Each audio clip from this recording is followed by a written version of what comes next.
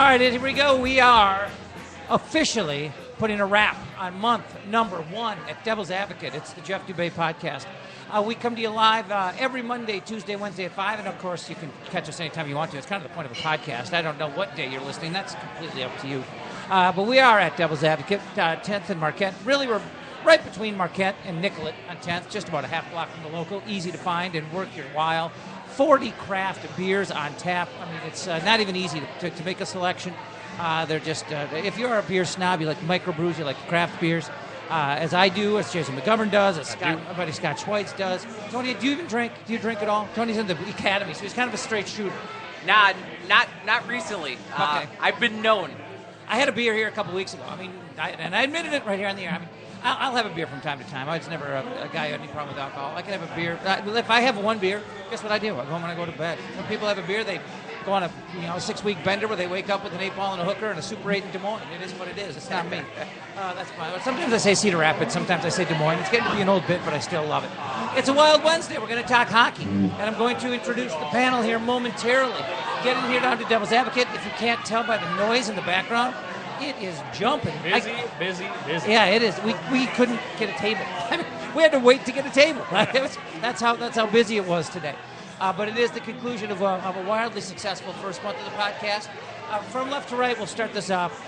Scott Schweitz, the kid who in the 7th, 8th grade I told would be, he told me he was going to be a pioneer. I said, you'll be the pioneer. And that's exactly what he was. Hill Murray kid, grew up, and he was the pioneer mascot with the coonskin cap. Scott, thanks for coming in. Anytime. He's also the younger brother of an ex-girlfriend of mine. Who we like the early mid-90s. You would think it'd be more awkward than it is, but it's not. No, well, she wasn't a bad gal. She probably still isn't. Jason McGovern as the producer / sidekick to my left. Jason, also a beer snob. Yes, and today I'm drinking a 612 Rated R. It's a sounds like my phone number. It's another IPA. Being that your special, the Jeff Dubay special, is out at the very moment. Yes. So I've stepped up to this one. Another great beer. These How 40 about that? beers on tap are awesome. They sold out of the Jeff Dubay beer special. We'll get to that momentarily. Oh, something good smelling came out of the kitchen a minute ago. Did you guys catch that? It's like a steak or something. Oh my God, it smells Amazing. Good. Nothing Smells good really smells good. around here. And to my right, Tony Dean, member of the St. Paul Police Academy, correct? I'm a member of law enforcement. I'm working in law I keep enforcement. forgetting the politically correct way to put it. And I'm representing myself always. I write for Hockey Buzz. You can hockeybuzz.com, the Wild Hockey Buzz community, Wild HB community on Twitter. My Twitter is Tony Dean HB, all one word. You can find my content. You can come participate in the conversation. That's kind of what I like to do. I like to write material that creates conversation about the Wild and then participate. And I always retweet whatever you put out there, so people can also find it just by going to Jeff Dubay or at Jeff Dubay. And people who, I tell you what, the stuff that I retweet always gets retweeted and retweeted. It's like the old Prel commercial from the 70s, and they told two friends, and they told two friends, and so on and so on. You guys are all too young to get the reference. Sure, it spreads like VD. That's all right. That's another reference. Yeah, that's a reference that's over my head. I'm going to say. But we're here to talk Wild today because it is a Wild Wednesday. And Wild Wednesdays aren't necessarily all wild. It's just hockey in general.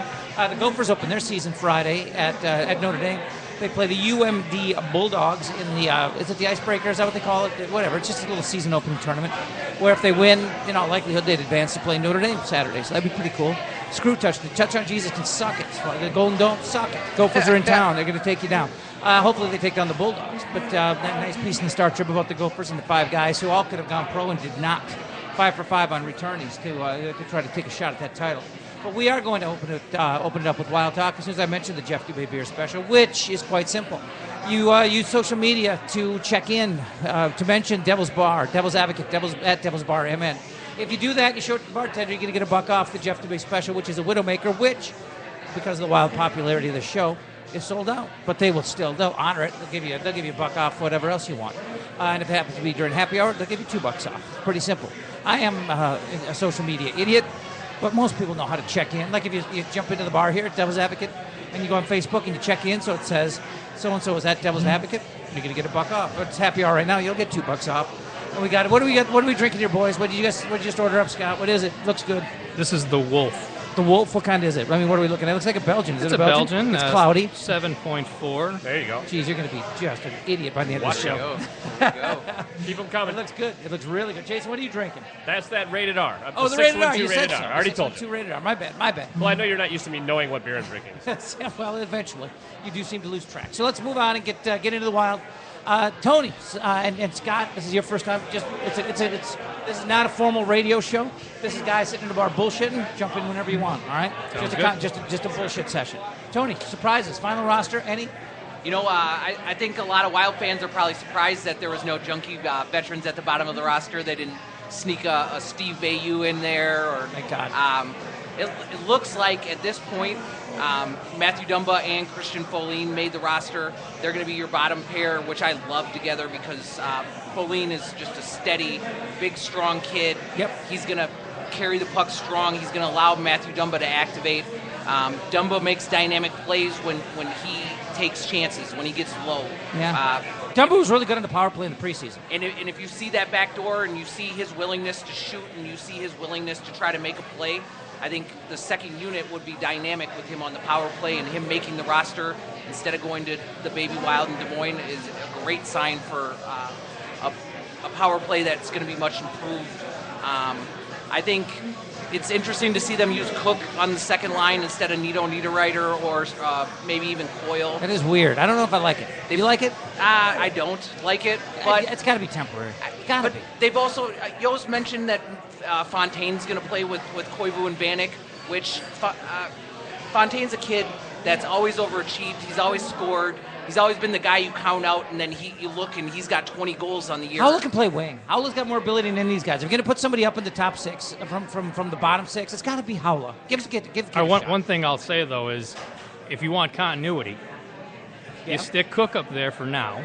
You let the three guys play third line. What three guys? Let them Howler, who and who? Howler, Coyle, and Nino. Okay. Let them mesh, and then when Fontaine's ready to come back, you pop him back and you drop Cook back to the fourth line. I still think at some point, and I'm sure that, it's no secret, Brodziak's been on the trade block since June. Sure. Obviously no takers with his $3 million contract. Yeah. Russo, wrote in the strip about the fact that he's no dummy. He knows that his contract year's coming up next year, and whether or not he's here is to be seen. And the other thing too, nice debut by the way. Very great good. initial take. Smart. The other thing too, you bring back a guy like Ryan Carter, who's a White Bear Lake kid. Where's he fit in? He's going to be the fourth line center. He can play some wing. I think him and Brodziak with Cook eventually. That gives you a formidable line that's gonna match up with a more offensive line. It's not going to be your junky bottom of the roster fourth line type of play, and a lot of it has to do with deployment. If you look at the deployment of Yo's lines, I think he learned a lot about the situations you can put Howla in. Sure. Howla excelled on the penalty kill, and a lot of that has to do with him being versatile and him being speedy. So he scored a lot of shorthanded goals, which the Wild just was unheard of really for the Wild. And you look at the roles of different players. I think one of the things that's going to be very interesting to see is where the defensemen play and where the young forwards play. Right now, is lining up to have Brodin playing with Suter. You have Spurgeon and Scandella together, and then you have the two kids playing on the third pairing. And then Ballard and who? And Ballard and Prosser right now are the seventh and eighth guys. Out. Yeah.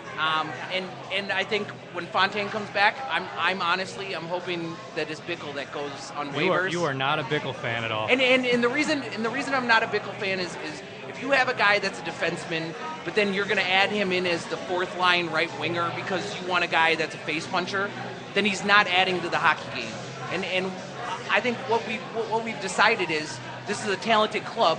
Especially if you have Jordan Schrader, if you have Bulmer and guys like that in the AHL not making the roster, then let's have guys that contribute to the hockey game. Let's not just have a guy who's gonna float around, look to pick a fight.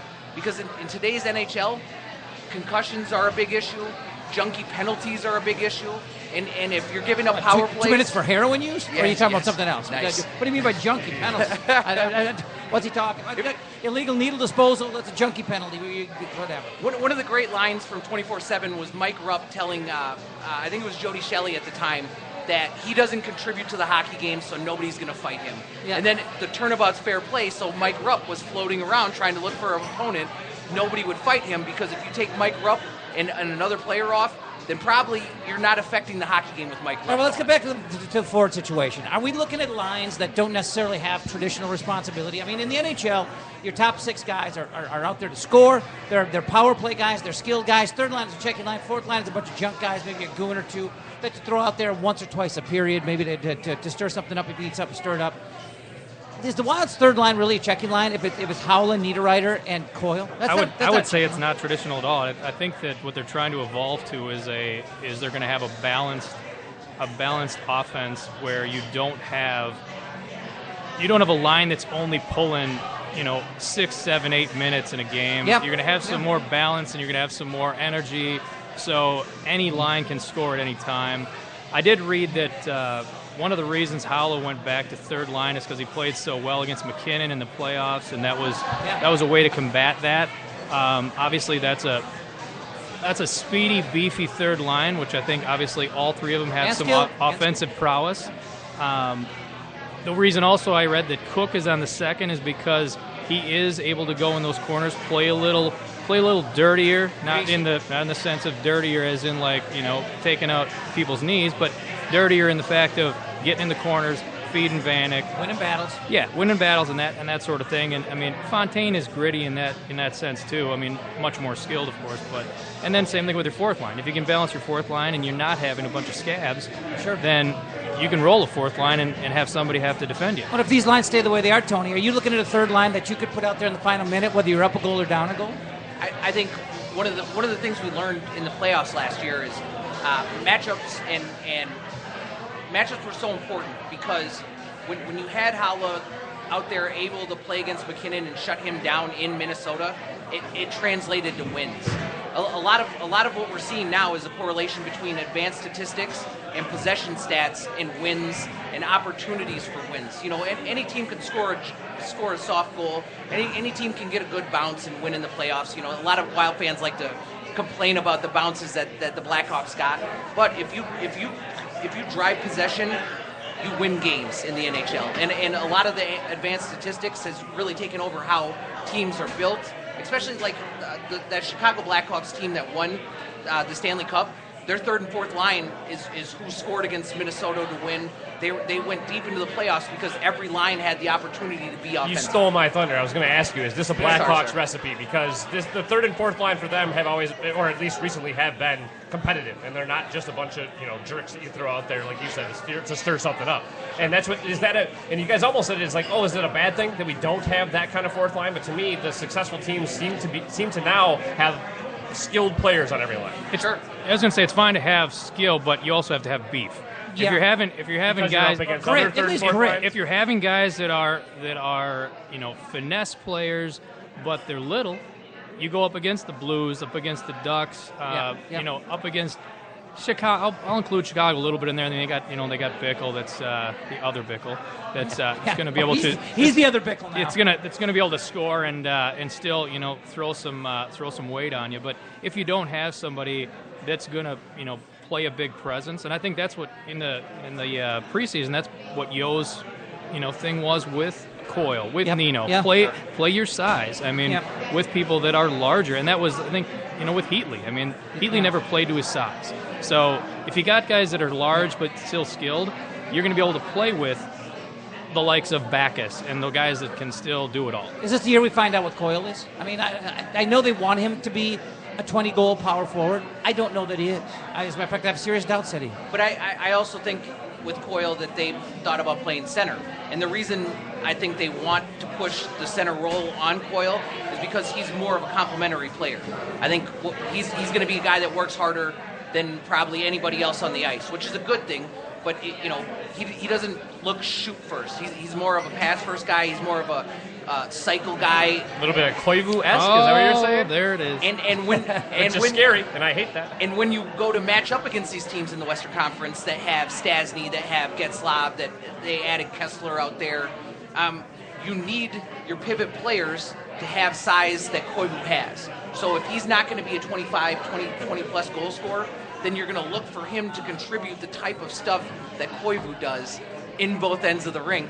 And, whether Coyle's a center or not, I haven't seen enough of him at a high level to think that he can do it at the NHL. But I never count this guy out, because if you look at how he played down the stretch last year, he played some of his best hockey when the season was on the line, and then in the playoffs he had 2 separated shoulders, and he was still out there contributing, although he wasn't lighting the lamp. Well, Scott, it might be unfair for me to just say he's not a 20-goal guy, because he doesn't get power play time. Well, at the same time, nobody knew he had 2 separated shoulders, so they were kind of bagging on the fact that he wasn't doing anything until it all comes out at the end of the season of what the injury reports are, and that blew my mind. You're playing with 2 separated shoulders for the better part of 7-8 games. That's crazy. And he still was competing at an NHL playoff level. Yeah, that is crazy.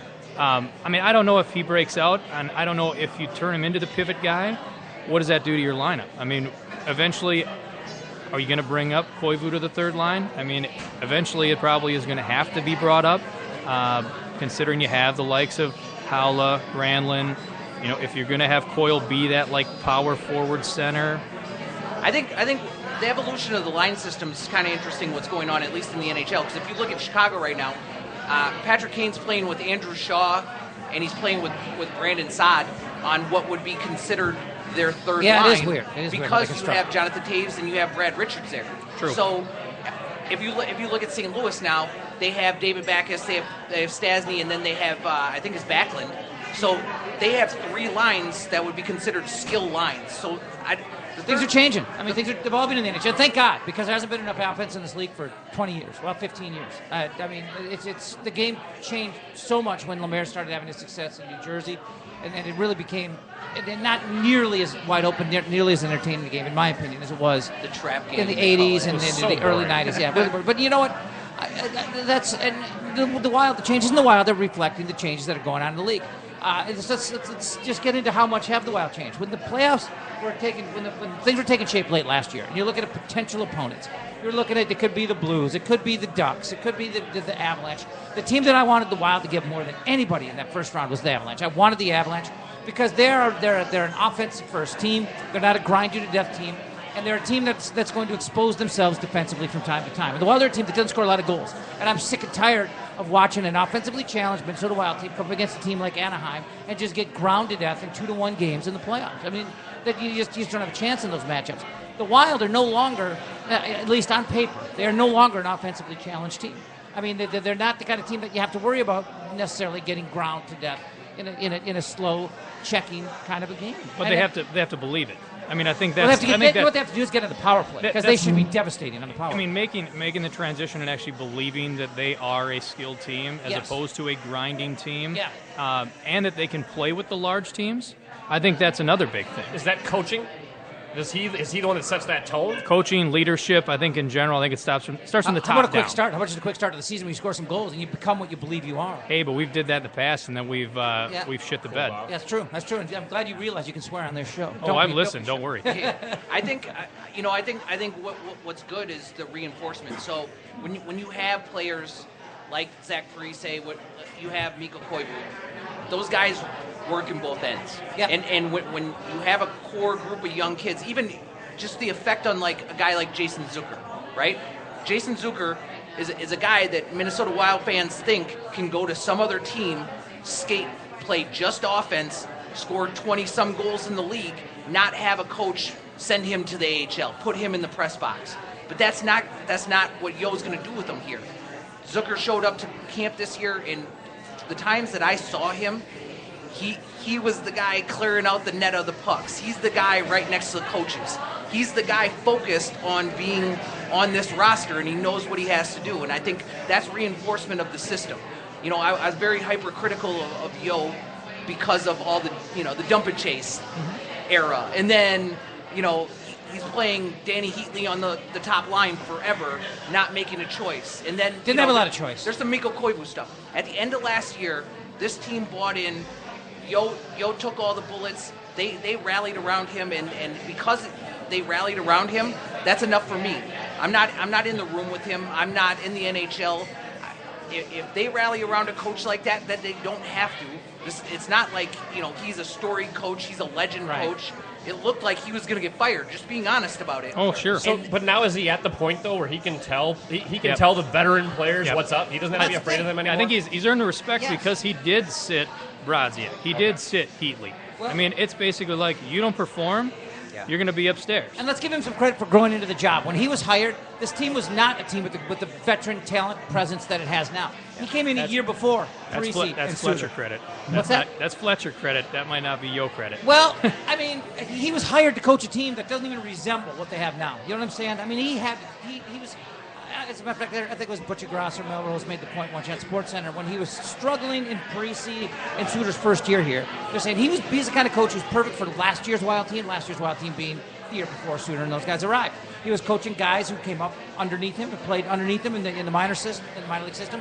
Now all of a sudden, he's trying to command a locker room that is difficult for a young coach to command because it's full of high-priced veteran talent. And now it's got even more high-priced veteran talent. But I think he's grown. Hasn't he grown into the role where he's big enough to handle it now? I mean, I would say exactly right. I'd say that you're going to earn the respect of your locker room, and it's going to take a while for him to be able to have the voice that he had in the AHL. I mean, I watched the Becoming Wild where he was lighting his team up on the bench. I mean, he was commanding his team, and it probably is intimidating when you walk in the room and you're yelling at a guy that's making $7 million that's been playing in the league. And he's relatively young, too, right? If you have a feud with this guy at some point, and it comes down to him or you, it's you. That's exactly right. And he's maybe, 4 or 5 years younger than you? Yeah. And you're trying to tell him how to play the game? Yeah. And he could easily turn around and be like, what did you do? Yeah, fuck you. I mean, you didn't make it. You washed out, and, those who can't teach. I mean, that's... Yeah. But, it's also completely relevant that in his first couple of years on the job, he made missteps. And I think he learned from them. But, he was on that razor thin edge of, if this team doesn't make the playoffs last year, if they don't get out of the first round, could he be out the door? 100%. I completely believe that. I also think, if you look at a guy like Todd Richards, who was here previous to that, he was handed a bunch of junk teams. I'll just say it. They were junk teams on the end of the Risebrow, beginning of the Fletcher era, and he didn't handle it the right way. He was out the door. So it shows you that while he made mistakes, he committed to it rather than having the blow-up moment. He stays. He has this group. Now Richards is in Columbus, and they're making genius moments there. So, I think both of these coaches started at a point where it wasn't fair to them. Now, Yo should reap the rewards because he tied this group together. They tied themselves together. Brizgalov was a part of that, which is kind of amazing. I think we should give him credit for it. And it's a group now where the young talent and your veterans are in a place where I think they're going to make a deep run, and I don't think that they get national attention or credit, and I don't even want them to.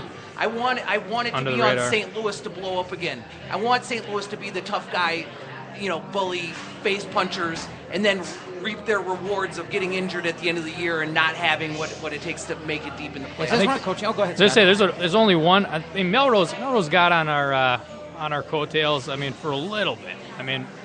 But the one guy that does like us is Scotty Burnside. I thought you were going to say Butcher Gross. Well, but he does too. Represents Minnesota. But Burnside, out of the big ESPN guy, the four that always talk, he always somehow mixes in Minnesota. ESPN covers hockey. I know, right? Yeah, seriously. On the internet. Hey, but since we're exactly. Since we're in coaching, nothing. I don't think anything.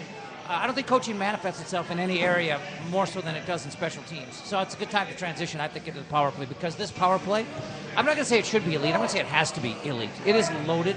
It's got guys whose skill set is made to succeed on the power play. You'll have Suter running the first unit. As you did a year ago. Last year, it was as most teams do. They'll put a blue chip defenseman on the point and surround him with four forwards. Palm and Bill taking the other point spot. Now you talked about Dumba maybe getting some time on the second unit, but what about Brodin? I mean, you got I don't say an embarrassment of riches back there, but you got some choices. I mean, you've got Brodin, you've got Dumba, you've got guys who can run it, and we'll get to Vanek and what he brings to the power play momentarily. I think the ultimate power play tool in front of the net. But how do you balance it with the D? Do you have Suter with 4 forwards like you did a year ago? And then who's running your second unit? Not to mention Spurgeon, by the way. Spurgeon's a fairly skilled power play guy. So you've got, after that first unit, you've got Spurgeon, Brodin, and Dumba, who you're selecting for opportunities on the second unit. Maybe you have 2 defensemen on the second unit. You know what's so interesting about Brodin is to start out the year last year, first 5 or 10 games of the season, he was getting deep, he was taking shots, he was being aggressive, and it looked like he was going to take that next step in his evolution. I mean, granted, this is a kid that's 20 years old. He was the youngest defenseman in the league his rookie season. He played Suter-esque minutes, which is unbelievable. Second year, gets his face just destroyed with a fluke clearing. And then after that, he looked shell-shocked. He looked a little bit skittish, and his offense didn't become what I believed it would become. I think that's why you probably, Scott, you shook your head. Well, I did. I mean, and I guess I was bringing up what you brought up before. I watched Dumba in the preseason. I watched him go deep. I watched him cycle. As long as there's somebody that knows that they're going to have to rotate and they're going to have to get back in that D spot and let him freewheel a little bit, then I think we're going to be golden. I mean, because he's going to need a Koivu or somebody there. Pominville, I mean, somebody's going to have to rotate around and cycle to that D spot while he's down deep. I mean, I watched the pass from behind the net to Parisi with his stick in the air as a fake, and he passes across to Granlund, and it went top shelf. It was beautiful. But, I mean, that doesn't happen unless you have the trust of the forwards that you're playing with, that they're going to cycle back and cover you. Because I think what's trying to be addressed about the power play, too, is that there were so many look for the perfect pass, that shoot one it. extra pass, and then you get the fans yelling, shoot it, and then you get the smart bloggers tweeting and criticizing fans for yelling, shoot it, and then nothing happens on the power play, no shots, no goals, and you end up in a bad spot. I think what we've seen, at least in the preseason and in camp, is that they're looking to fire. And Jason Pominville, that shot from the circle, he's scored on it multiple times in the preseason. Dumba is going to be a backdoor shot right there with the sneaking it on the backside. Ultimately, you're looking for guys. You put Mikko Koivu with the kids on the second power play unit. Well, because Vanek's got to be first unit, doesn't he? And I think Granlund has to be first unit too, because. Yeah. But what about Pominville? Is there room for all these guys? Can we get 7 guys out, 6, 7 guys out? Koivu's going to be second.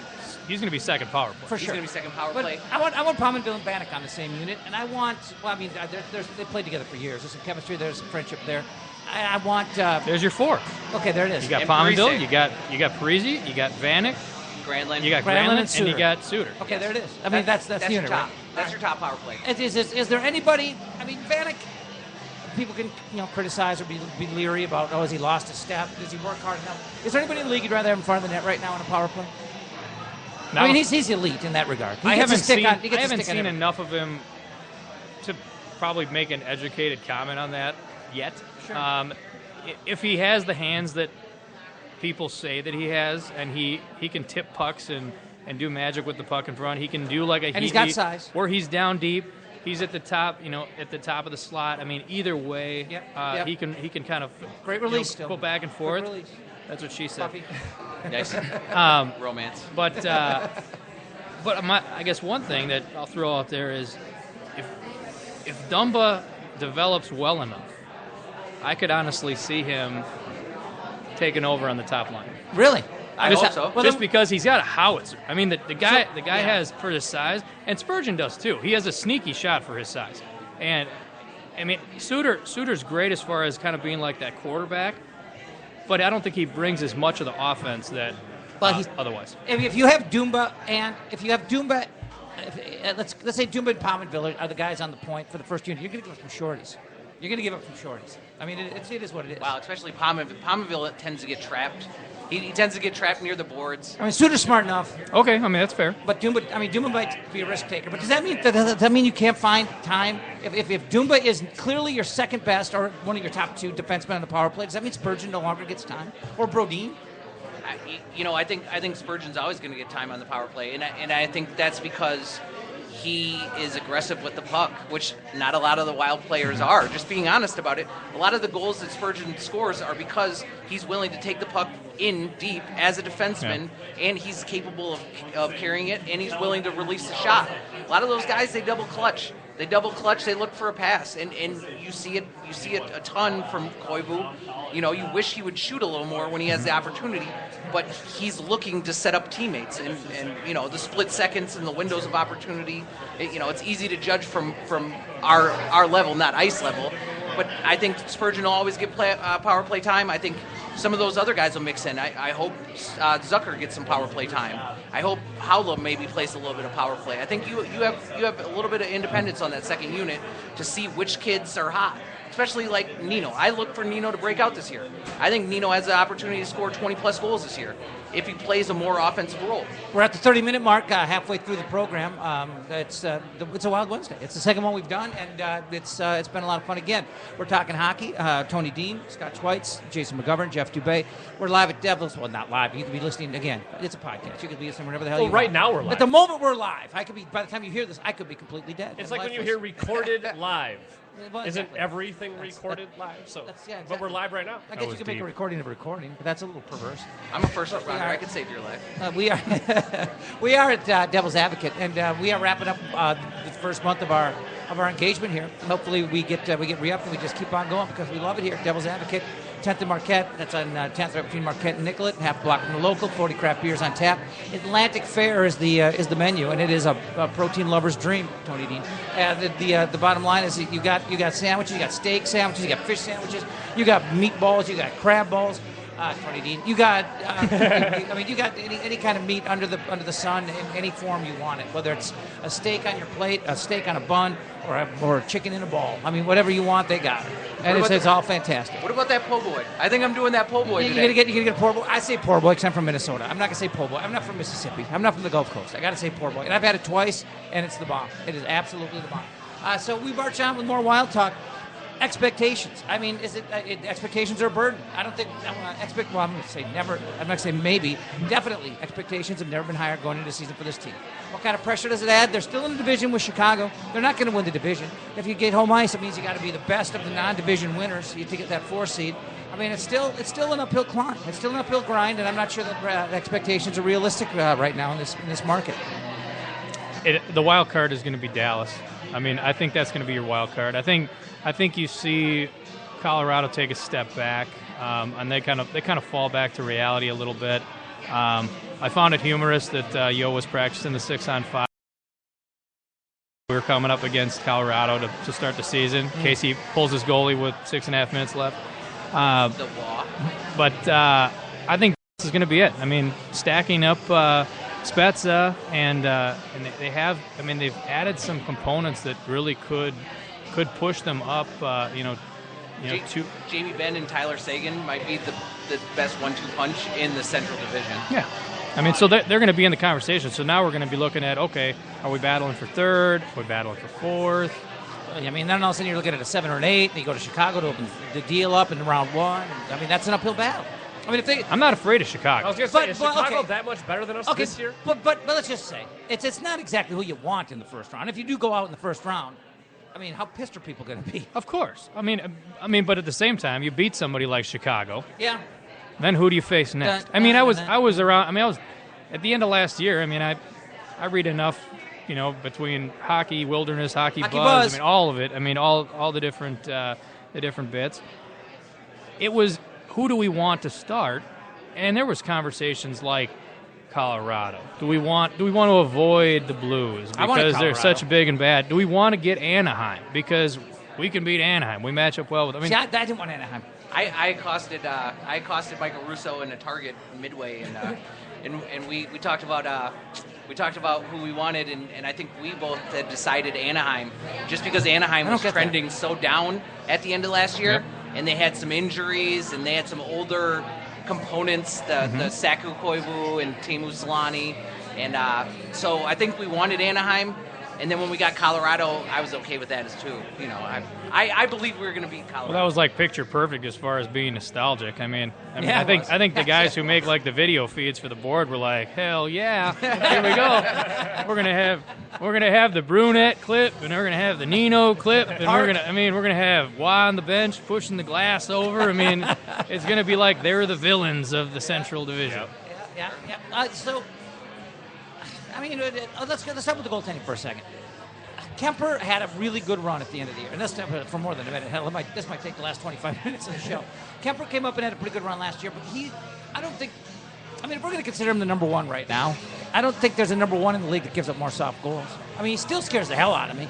It depends. It depends if he has his confidence. If he comes in like he did the last, is he a mental midget, or does Derek Lowe say mental gidget? I think when he came in last year and was up at Montreal or something, I mean, he was letting them in from the blue line. Yeah, and then went on the bench and on national TV, he looked like he was about to tear up. Yeah. I mean, a 21-year-old kid looking like he's going to cry. Yeah. But then they send him to Iowa, gets his confidence back, comes back when we need him, and does well.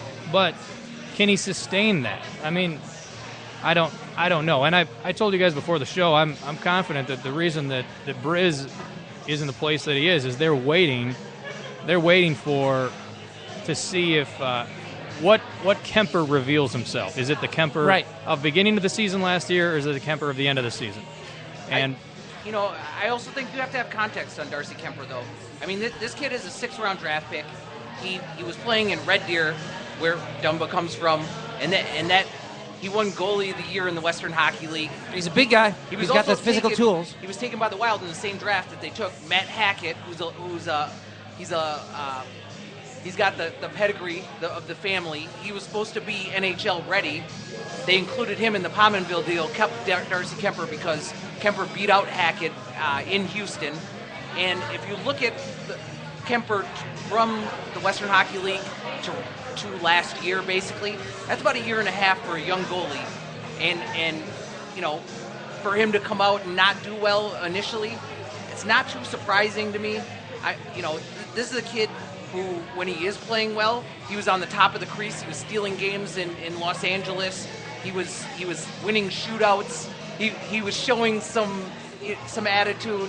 I think the Wild fan base hasn't seen enough of Darcy Kemper to really know what we have, which makes Brizgalov very relevant.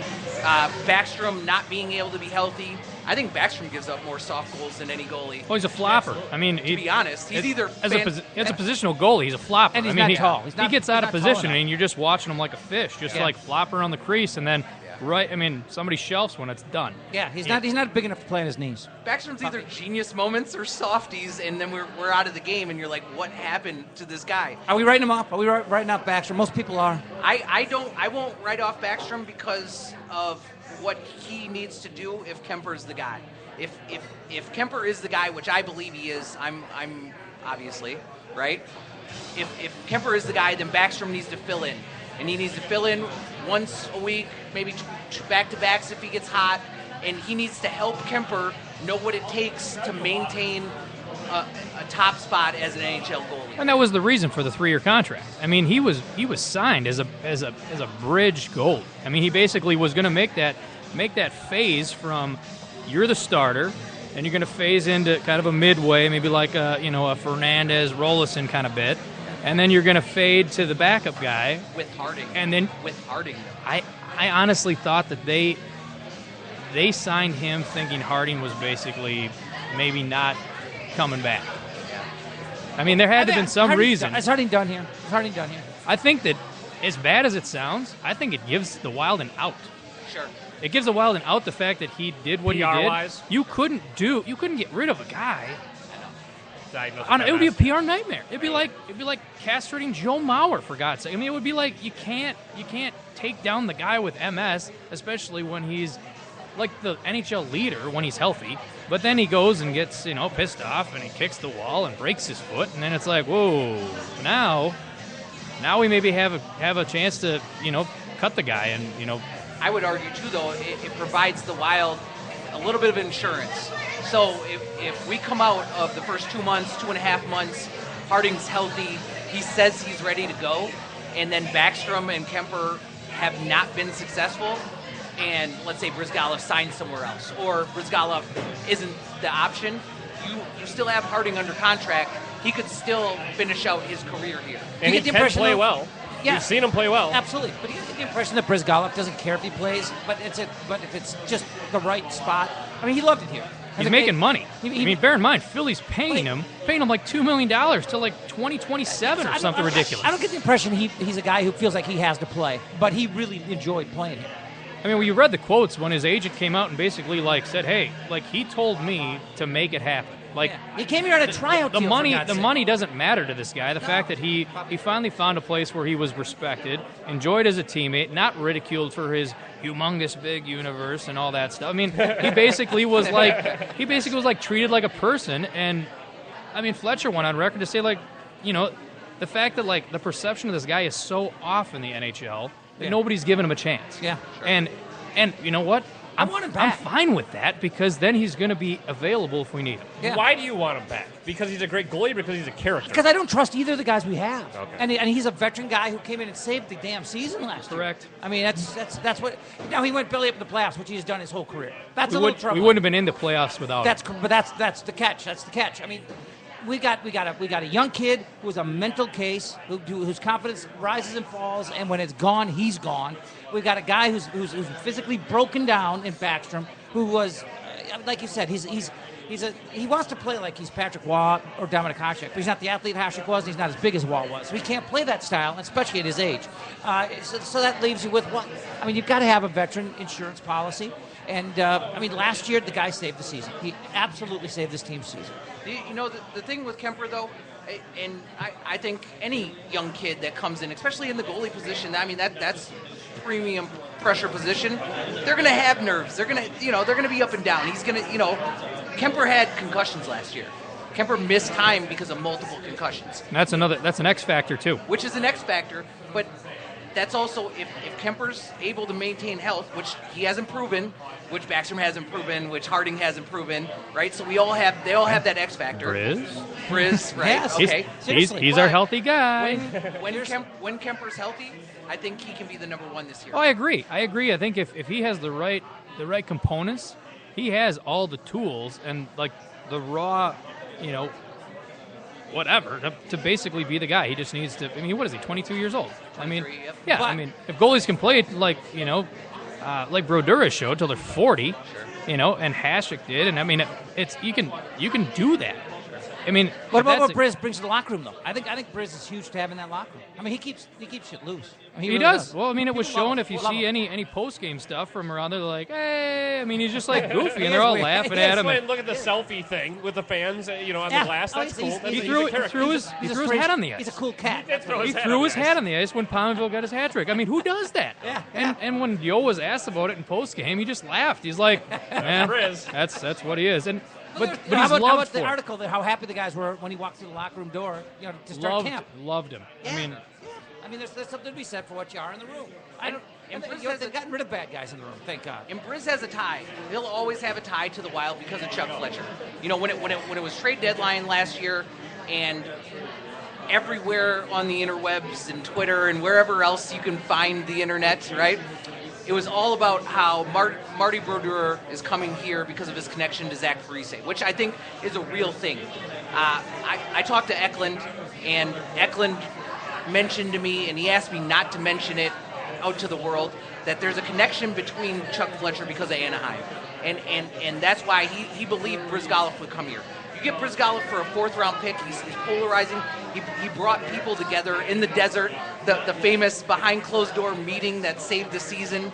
Brizgalov's in that leadership circle, and I think Brizgalov will always be in the conversation here because of the connection to Chuck Fletcher, because he trusts him. Okay, having said all we've said, why the hell is Brizgalov not number 2 instead of Backstrom? Because where are you going to put him? Because you're going to sit a guy like $3-point-something million in the press box? Well, who'd you rather have on the bench? Who'd you rather be able to play? It's a contract, Jeff. It's money. But if you're paying him, then who gives a damn? The money's gone. It's the same reason Brodziak not sitting up in the press box. Well, if you look at NHL salary cap rules, to me, once you pay a guy, once a guy's paid, he's paid. I got to put the best guy on the bench and the best guy on the ice. Yeah. I'm gonna take a shot here, though. I know you can't buy out Backstrom because you signed him after the CBA. Why didn't we buy out Brodziak? We were able Well, to. he had that potential Well, wait at a the second. time. That's the though, same- didn't he? They He looked still like he could be good. They still Whoa, could. was that the same as what you did with Healy? You only get one of those. No. No, look, What's the basically, word I'm looking Their for? buyout was What's the word Tom I'm looking Gilbert. for? Their compliance buyout was Tom Gilbert. What Tom the- Gilbert, not Healy. But what they do with Heatley? Was he traded or was No. he that? He was an End of his unrestricted. contract. You know the word I'm looking for? You get one every however many years. Yeah, it's what the hell's it called?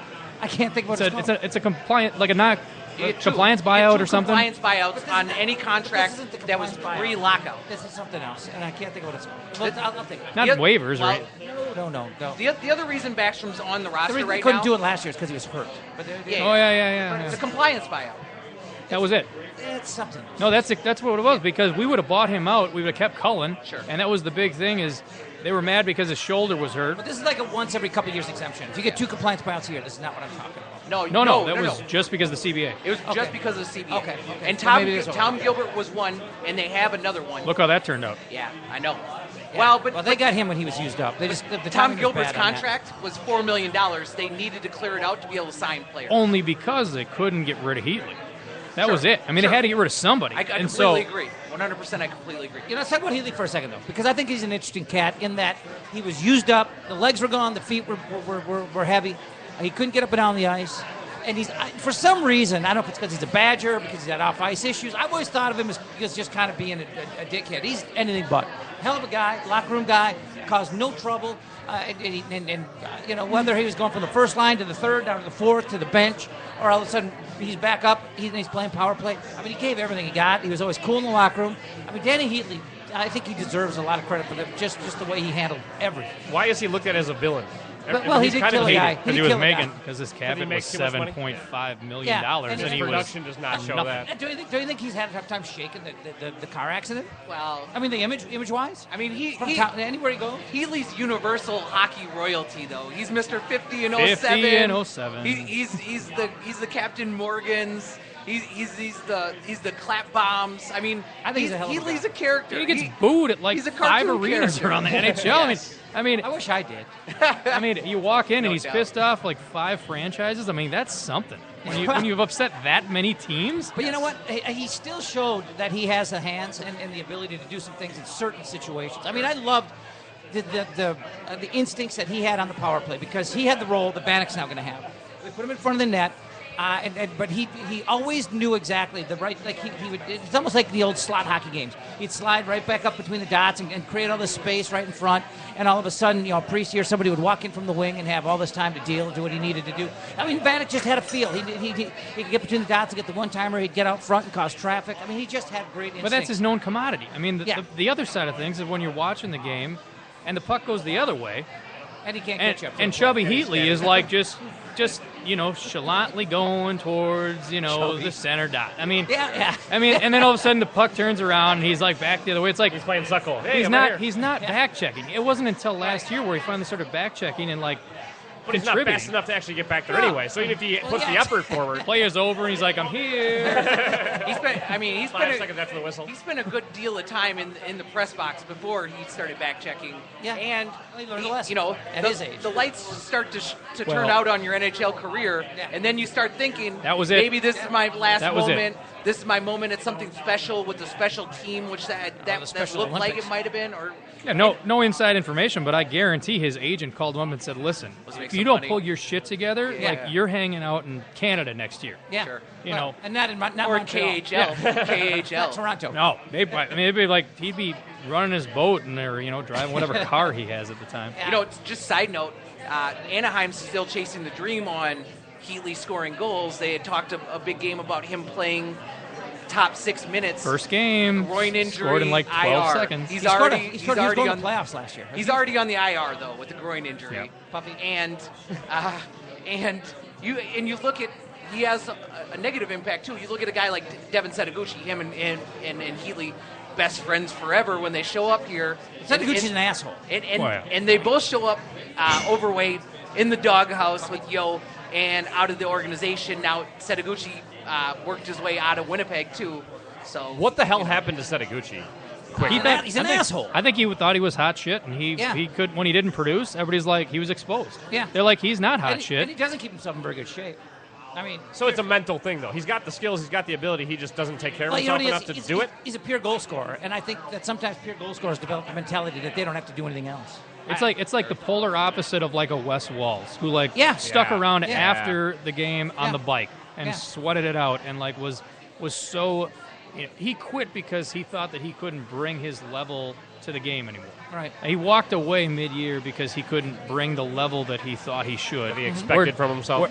Nobody's showing him the door, whereas Setaguchi just showed up to camp like, I'm here, do you guys got my sticks? You know what I mean? Yeah. Setaguchi also scored 30 goals on the line with Joe Thornton in San Jose, and then he shows up here, he underwhelms, then he falls victim to Granlund failing to launch. A lot of that was blamed on Setaguchi. He ends up in the press box on the fourth line because baby finish Jesus. You can't. You got to be careful if you're Yo. You don't want to ruin the prize prospect, number one prospect in hockey at that time. And then the next season he was gone. So I'm glad you brought up Granlund, because from 2 years ago to last year, I really liked how he changed his game. His first year, he looked like he was afraid to engage. I mean, if he saw the potential for contact, he backed off. He was afraid to go to high traffic areas. He was afraid to get his nose bloodied. Yeah. Not the case last year. Who you got to credit with that? Of course, he had concussion issues as a result. Wait, you credit with that? Who? Teemu Selanne. Really? He spent a lot of time over in Finland with Teemu Selanne in the offseason, honing his game, teaching him how to get into the corners, how to make the plays, how to be the guy. Yep. And how to be the guy on the NHL ice, and it's well written and documented that that was the turnaround thing. Is he went back and Teemu took him under his wing, and it even showed in the Olympics where they showed Teemu and his connection about and how well they did in the Olympics was a testament to the time that they spent. So how do you balance it? Because he's a small guy who started to have concussion issues.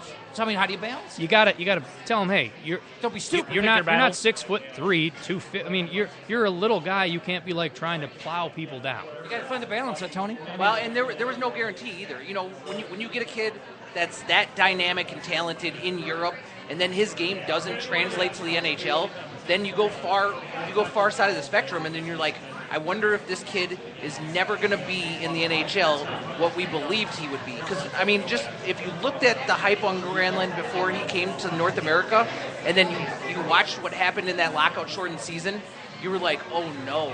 I mean, it was just pit of the stomach. And I think Dumba this year is kind of the same thing. So he comes out 13 games, doesn't do anything dynamic. He looks like he's trying not to make a mistake. And then all of a sudden, he's Team Canada in the World Juniors, and then he's going back to the WHL, and people are looking at it like Dumba's not who we believed he would be. It's not who we thought he was. And both of those kids, to this point on Dumba and Granlund last year, they responded to adversity in the way that you have a guy that's going to be dynamic, and I think Granlund this year is going to be our number one center, and I think people will really get to see how talented this kid is with the puck. Number one center, top power play unit. His connection, he knows where Parise and Pominville are on the ice, and they find each other, they drive possession, and even though that line is undersized by NHL standards, they control the puck. They eliminate the other line because they have the puck the entire time. Well, look at that goal in the playoffs. I mean, he controlled the puck in the sideboards, made his way to the front of the net, and scored on a diving play. I mean, that pretty much encapsulates who he has become, and the fact that you're in between a Pominville and a Parise. I mean, it might be a stretch, but he might be a 60-plus point guy. Sure.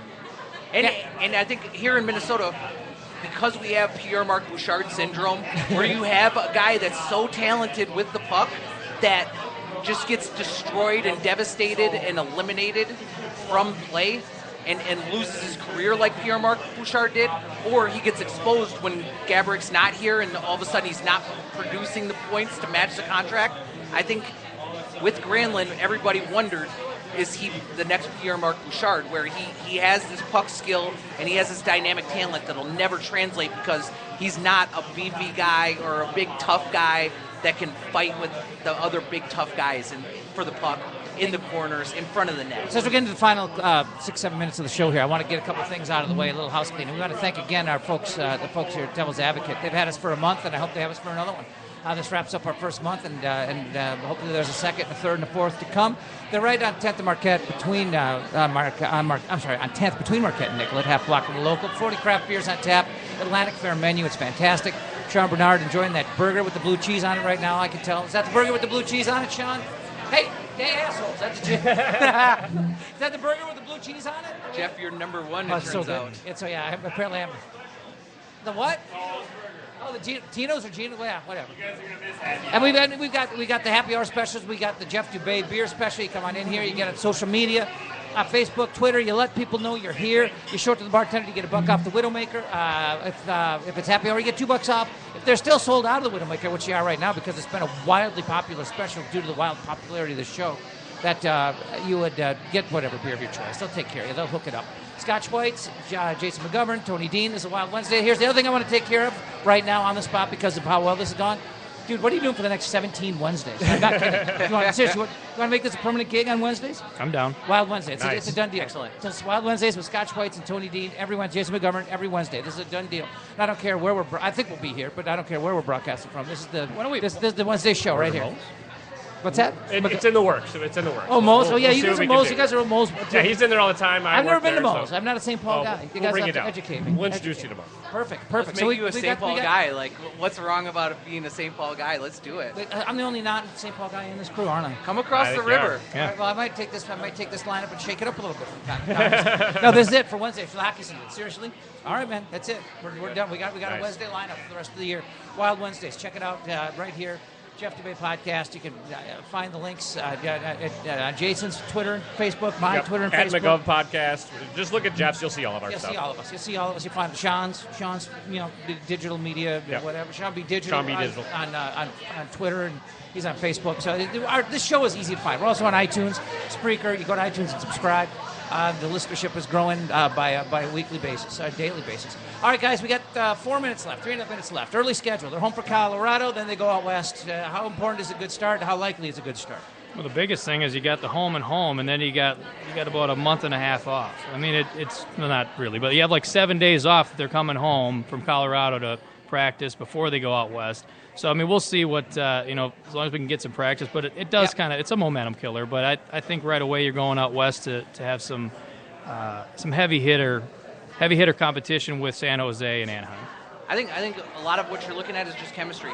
You have two kids playing third pair. You have Vanek and Koivu working with Cook now. Maybe they're working with Fontaine.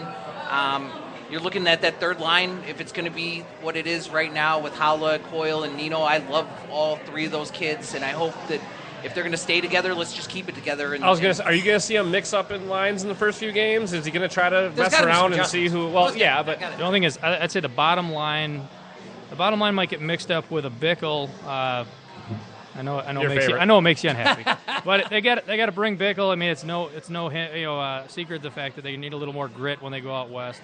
So I'd say if Fontaine's healthy, he gets his glute back in order, and he's going back. What's wrong with his ass? Apparently he has he's got a gluteus minimus. A strained ass. Okay. He's gluteus minimus. He might go second line. You drop Cook back to fourth line with Bickle. Doesn't gluteus maximus sound like a Roman emperor? Gluteus Maximus? Gluteus Well, you're thinking Maximus, like Decimus Meridius, like the You're commander Catholic. of the You should know all field. about the Romans. It sounds like a position of cunning linguist. Yes. Oh, Here we go. Well, it's a podcast. There it is. Podcast.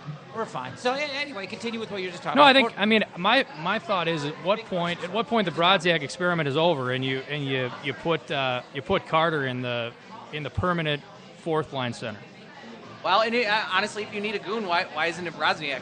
Like if he's going to fan on every shot, well, he should be hitting everybody and punching everybody. The guy has scored 20 goals. Oh, What a fall! You want him to be the bully now? He's That's been all a he 20 goal is. scorer. I think that's honestly. Have you seen Stoner fight? I mean, it's going to be like that, like a second coming of Stoner, like a big guy that's like, I mean, just a punching bag that like stands there dumbfounded. That's great. That's what we need is to have a line at the concussion in the locker room with guys being treated for concussion. At that point, we could mics. put him on LTIR, though, I suppose. Being honest about it, if I could write names in, Nino would be on the second line, and he would be on the second line from day one, and he'd be on the second line throughout the season because I think he breaks out. By the way, how good of a trade was that? Oh, I mean, seriously. The greatest. Clutterbuck was a clown. Garth We Snow did this- is the gift that keeps on giving. I promise you. it Not is. to Don Lucia, but It is. to everybody else. I mean, I will respectfully disagree. I want to see how those three guys roll on the third line. Good. Okay. I mean, I want to see, You like and that chemistry? if we like it, and they keep it, it'll just grow. I mean, they're not playing like the mix and match game of like Well, this they're all guy's young. They're up all here, about the this same guy's age. over here, and they never have a time to like develop that like the connection and the. Is Hollow the oldest of the three now? Howlett's 23, so I mean, believe they're- he is. Yep. I mean, he and Niederreiter are about the same age. And Coyle's a little younger, right? Maybe a year. all or of them like lived together over Minneapolis. Does it- They, I mean, yeah. last year they all lived West side, no right digging. down in Little the respect. Riverview Apartments, like 3 buildings down from me, and I'd see him at downtowner all the time. Oh, so now you're not. So you're not an East Side guy. You I'm think- an East Side guy. Here we go. St. Paul River. He just parties. Turns out. Turns out he parties a little bit. All right, we're out of here. That signals the end of the show. It's been a fantastic Wild Wednesday. We've got this thing set for the rest of the hockey season. Scott Schweitz, Jason McGovern, Jeff Dubay, Tony Dean. We'll be with you. Well, I'm with you every Monday, Tuesday, Wednesday with Jason McGovern. These two clowns will be here. The bookends will be here. For every Wednesday. Wild Wednesdays. As we keep bringing you Wild Wednesdays live from McGovern's Pub. McGovern's Pub. How about live from Wow. Devil's Advocate? How about Devil's Advocates? We're trying to get re-upped. McGovern got McGovern on the brain. McGovern's soccer.